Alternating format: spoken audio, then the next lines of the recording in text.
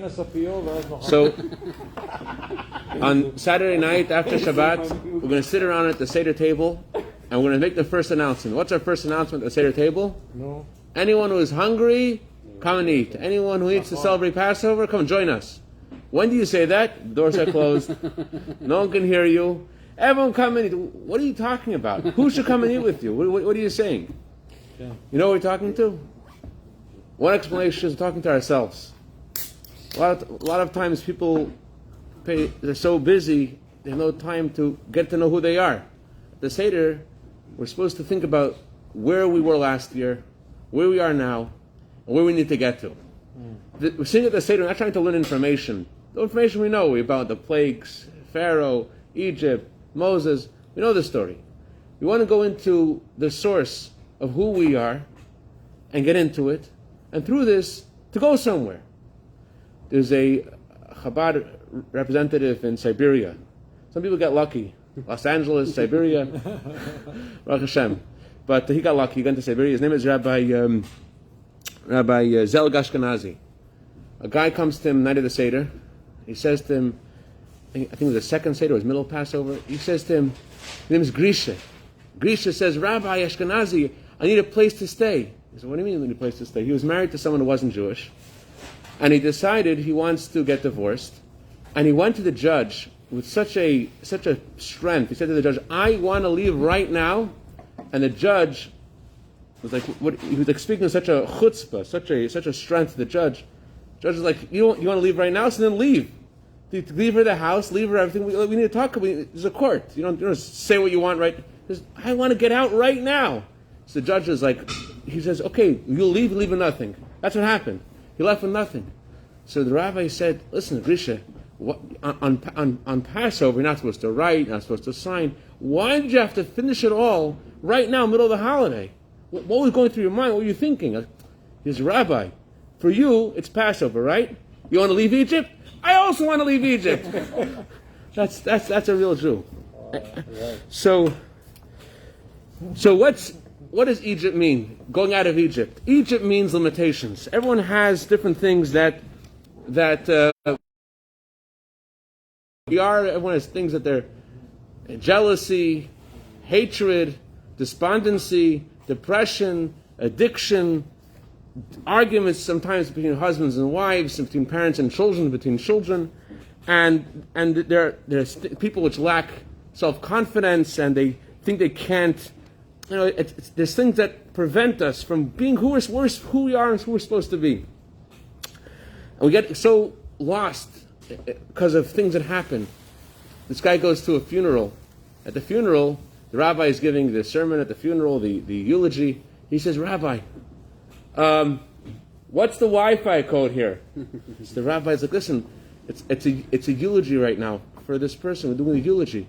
A eulogy, is that uppercase or lowercase?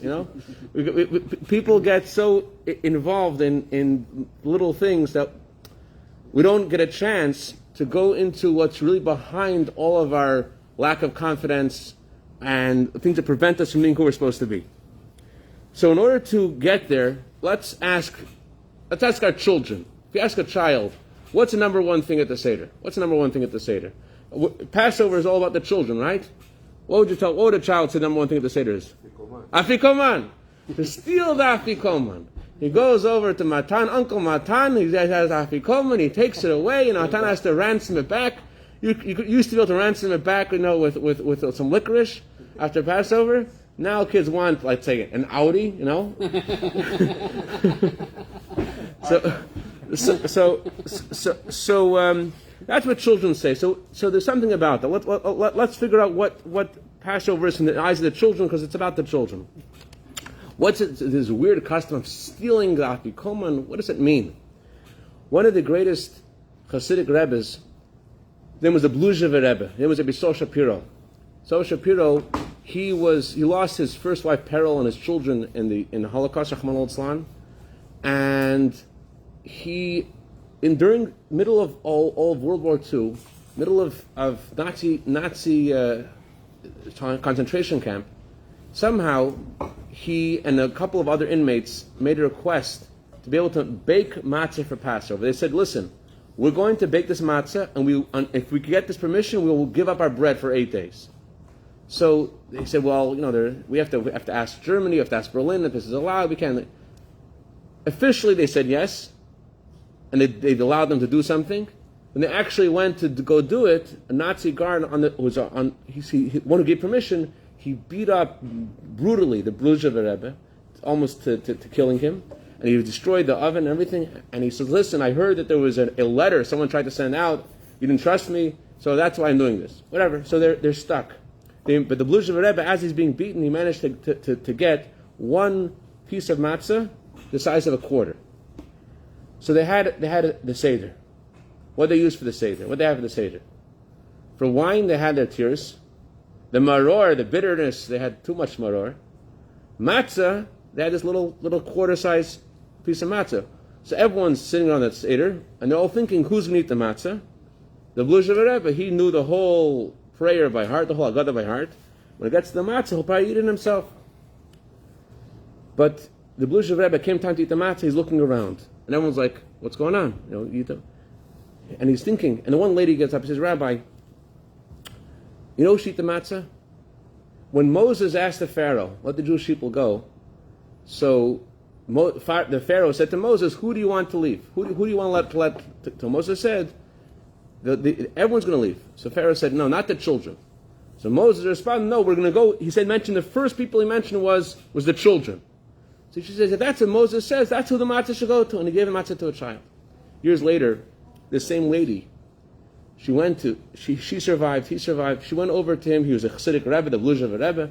She says, Bluzhev Rebbe, she says, I had this, someone offered me this date with this guy, Rabbi Yisrael Shapiro. Do you know him? He says, yeah, I know him. I think you should meet him. And she meets the Bluzhev Rebbe, and they got married. Wow. And someone asked him, what did you see in her that you wanted to marry her? Was it just because she had that saying about the children? He said, listen, in Auschwitz, you're thinking about the next minute if you're going to survive, the next hour, the next day, the next week, month. Crazy, no one thinks about a month. This lady is thinking about the future of the Jewish people. How Passover is about leaving Egypt, how there are going to be children and grandchildren, it's going to go on. This is vision, this is who I wanted to marry. Yes, sir.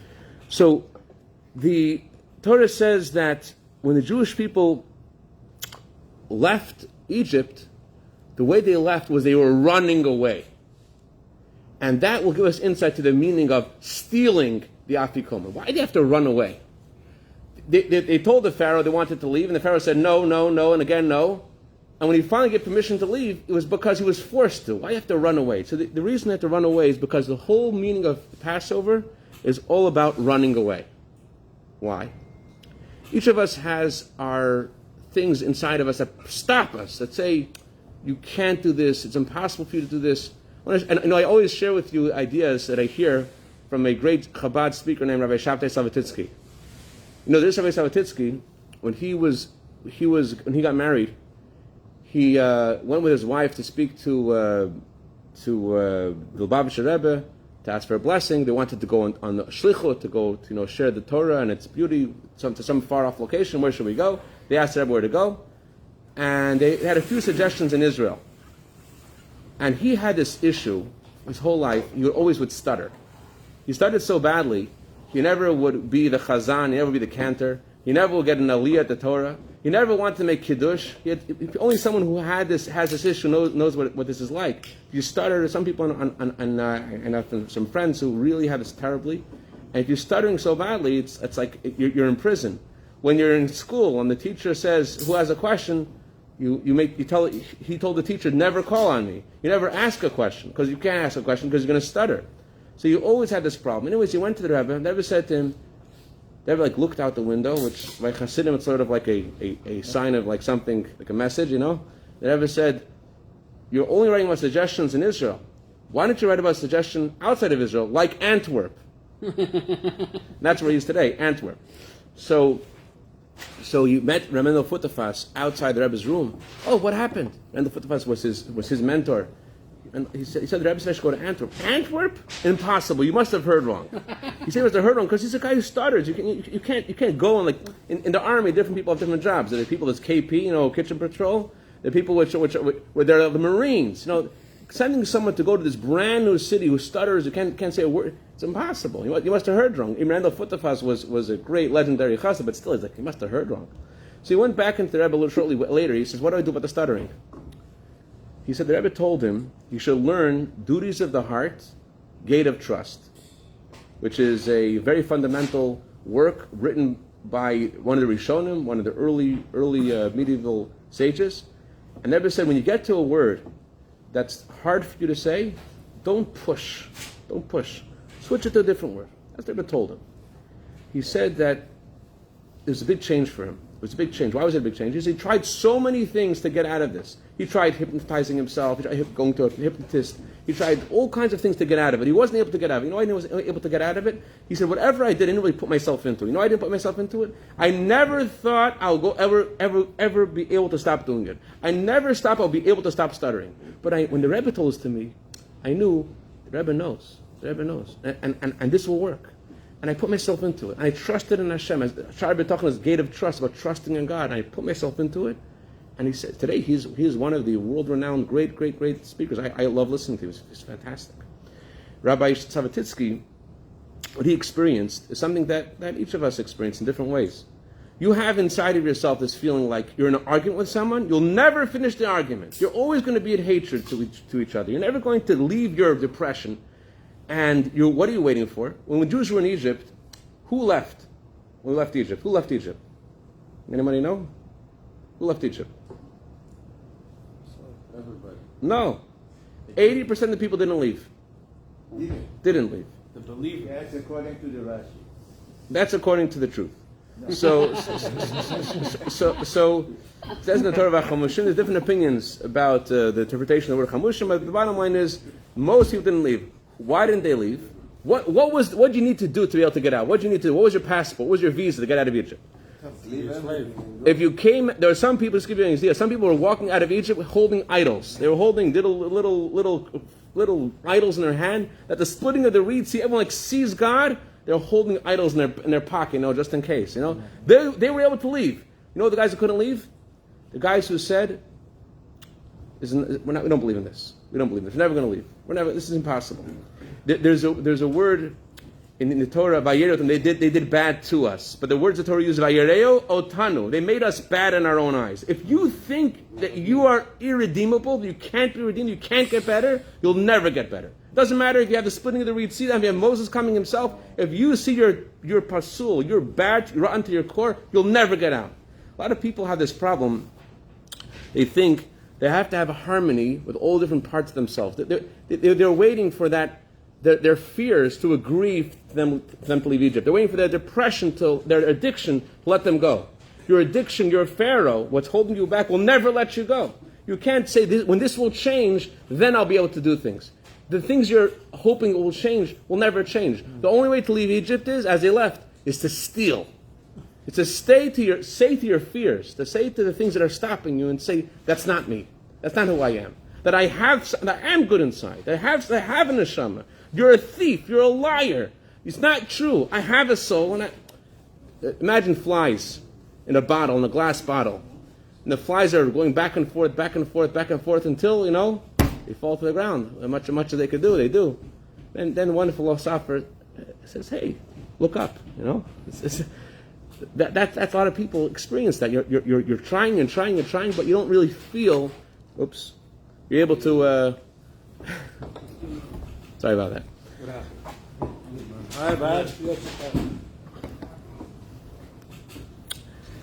The idea of stealing the afikoman means that we have to wake up in the morning and steal ourselves back.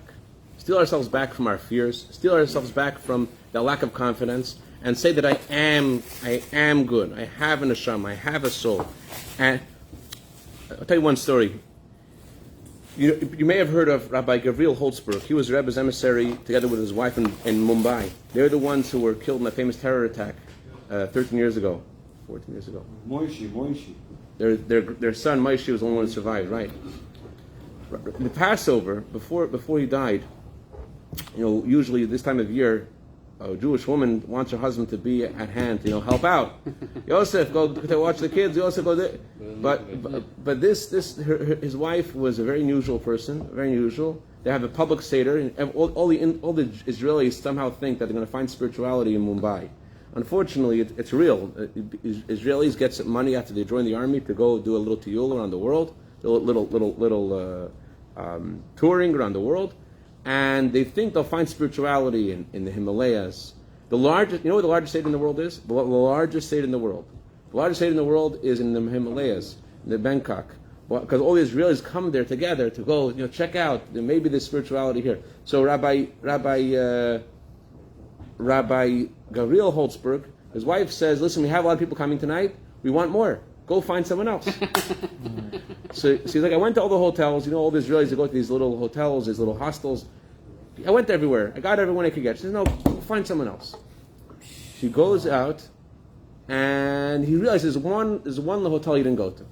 And he asks the owner of the hotel, it's I guess it's different than in the United States than it is in India, "Can I have the list of all your guests?" "Yeah, here's the list." There's a Jewish name there. There's a Jewish name. He walks up to the third floor. He walks up to the third floor. He knocks on the door. No one answers. He knocks again. No one answers. Knocks again. Third time. No one answers. He goes down. And he's going to down the stairs. He hears someone, "Hey! What's going on?" He says, "I want to invite you to a Passover Seder." "Who sent you?" He said, "God sent me." He said, "Oh." The guy turned white. What was the story? So let me tell you something. Let me tell you what happened. He says, this is a true story. This guy, he arrived in India and his wallet was stolen. He had nothing. And it was, I don't know if it's a weekend or something, but the Israeli consulate wasn't open even. There's no way to him to get any help. And some guy walks over to him and gives him some money. He said, "Listen, tonight's Passover. Here's some money for you. Go buy some food for night for have your Passover Seder. And you'll figure it out, God willing, after the weekend's over and the Israeli consulate's over, you'll be able to get help." So he says he goes to his hotel room. He's never kept anything Jewish in his life. Never anything, like nothing at all. He never spoke to God in his life. But he's there in his hotel room. He's lying on the bed. He's looking at the ceiling. And he's saying, "Listen, God, I know you and I never talked to each other before, and not really been the best Jew that I could have been, but I want to talk to you. I want to understand something." He was actually not planning to stay in Mumbai, I forgot to mention. He was planning to stop in Mumbai and go somewhere else. But on the way there, he lost his ticket, he lost his passport, he lost his money, he got stuck there. He's like, "I wasn't meant to be here. Here this guy comes and he gets me this hotel and gets me this money, it's Passover, he told me to celebrate the Passover. Do you really care that I celebrate your Passover? Do you really want me to celebrate your Passover? I'm here by myself in this room. Give me a sign that you really care about me. Give me a sign that you love me, that it matters to you that I celebrate Passover. Here I am, and I feel, like it doesn't matter. I'm here by myself. Give me a sign." So I went after I said that, I went to the shower. I hear someone knocking, and I was sure no one's knocking. Who's knocking at my door? No one knows me. And I heard knocking again. Finally heard it a third time. I know they're really knocking at my door. So I jump out in the shower, put in the bathroom, and here you are. And you say, "God sent me."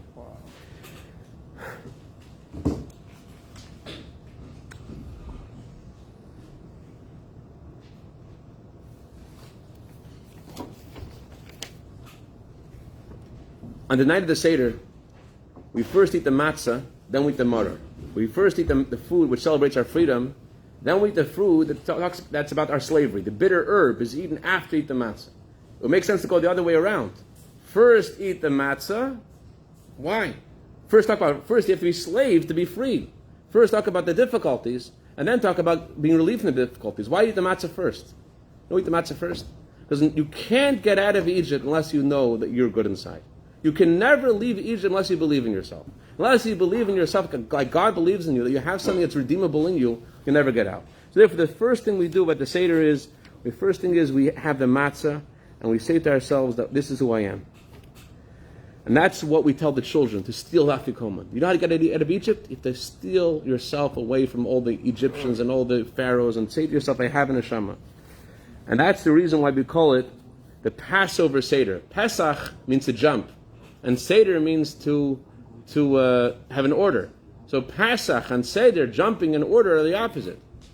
But their meaning is, when there's something that's real, you know it's real. You know that Hashem is real. You know that Moshe Rabbeinu is real. You know that Mashiach is real. Deep down, we all know this is the truth. We're believers, children of believers. There was one guy, last story, I'll let you guys go. There was one guy who became he went to one Passover Seder, and after the Passover Seder, he became very, very religious. The guy said, what happened? He says, one part of the Seder really affected me. What was it? Was someone said a story? Was it this? Was it a song? He said, everyone's quiet, eating the matzah. Everyone's quiet. Here's this 30 or 40 adults sitting around there eating the matzah, they're all quiet. And I realized this is the same matzah they ate in Auschwitz, the same matzah that they ate in Spain during the Inquisition. This is the same matzah. This is a real thing. So we have to jump away from our fears, jump away from the things that we say we can't, and steal ourselves back, know who we really are, and Helach Ma'anya, get to know who we are, get to know who the real freedom. You know what real freedom is? At the Seder, you know what you do? See, anyone is welcome. Really? Anyone is welcome? You know who someone's free is? Everyone has their own opinions. This person is wearing a mask. I don't want to talk to him. This person is not wearing a mask. I don't want to talk to him. This person is vaccinated. I don't want to talk to him. This person doesn't want a vaccine. I don't want to talk to him either. Everyone has people that they get along with. People they don't get along with. He supports Biden. He supports Trump. Everyone, we're so fragmented in this cancel society. Everyone has things they do and things they don't do and things they get along with. You know what freedom means? The first step of freedom is everybody is welcome. To really look at someone who is in opposition from you, who you feel is against you, and to really look and warmly greet them, that's a first step out of Egypt. To say to everyone that we're all brothers, we all have one Father in heaven, we have something good inside of us, and with that we're able to make the first step out of Egypt. Hashem shall bless us all. Amen. To have the strength to not to, as the Rebbe told this man, not to get caught on one word. You know what it means not to get caught on one word? Don't get caught in thinking that the thing that's stopping you is who you really are. Don't take things so seriously. Realize that you got something good inside of you, and you're going to get there, and jump away from all the fears and insecurities, and be where you need to get to. L'chaim, l'chaim, sh'sabit, sh'laim erkesh, l'shir tzakenu. L'chaim, l'chaim, v'rach. Thank you. Chag kosher sameach. L'chaim, l'chaim, v'rach.